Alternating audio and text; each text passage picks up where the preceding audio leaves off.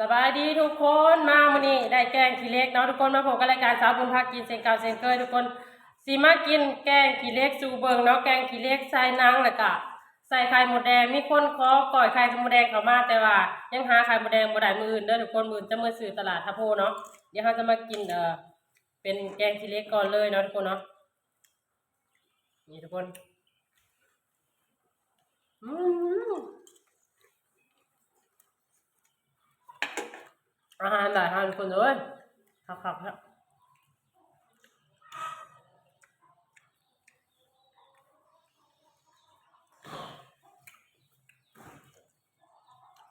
หากินยากอยู่แล้วเนาะถ้าไปเห็ดบ่เป็นนี่ก็คือเห็ดบ่เป็นเลยนะทุกคนข่อยคือเห็ดบ่เป็นเลยนะซื้อกินเนาะเห็ดบ่เป็นให้ทุกคนแต่ว่ามักกินนะซื้อทุกๆวันพฤหัสเนาะทุกคนเนาะหรือว่าวันอาทิตย์ก็ซื้อทุกๆวันอาทิตย์วันพฤหัสเลยอืมครับทุกคนเอ้ย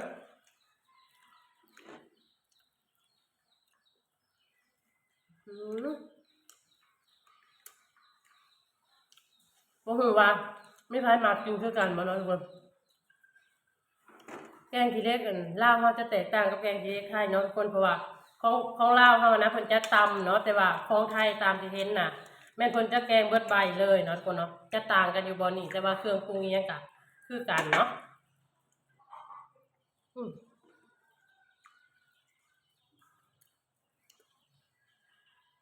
มาแล้วทุกคนมากินข้าวกัน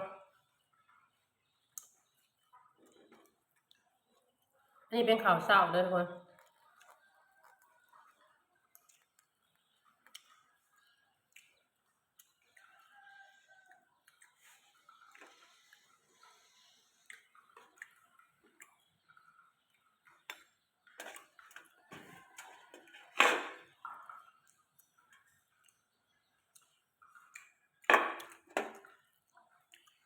เดี๋ยวจะสดคำใหญ่ๆให้เบิ่งเลยเนาะ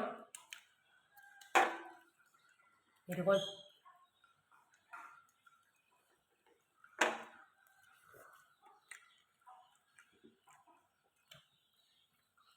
เจ้านี่หันกินเป็นครั้งแรก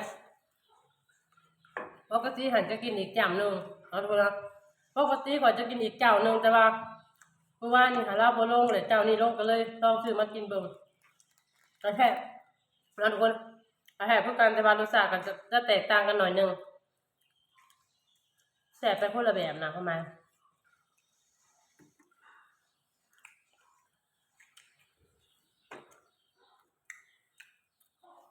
ออมทีเล็กใส่หมดแดง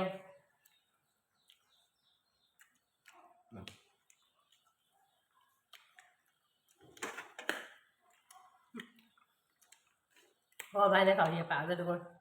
ปากปังเนาะปกติก็เป็นคนแบบว่ากินข้าวข้ามใหญ่แบบนี้เลยทุกคนบ่ดราม่ากันเนาะ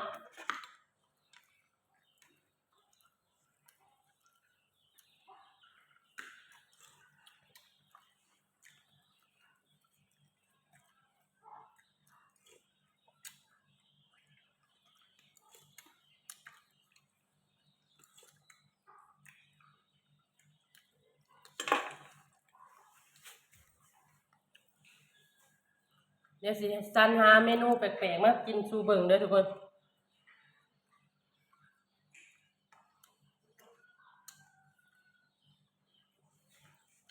แต่ว่าขั้นแปลกร้านก็กินบ่ได้เนาะก็พยายามกินอ่ะกินเมนูที่ว่าเคยกินนั่นคนนะ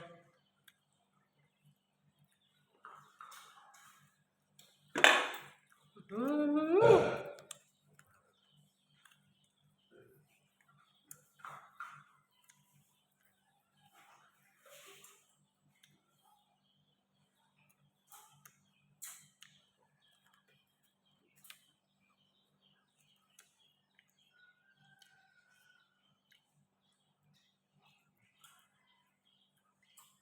อันสุดท้ายได้อทุกคน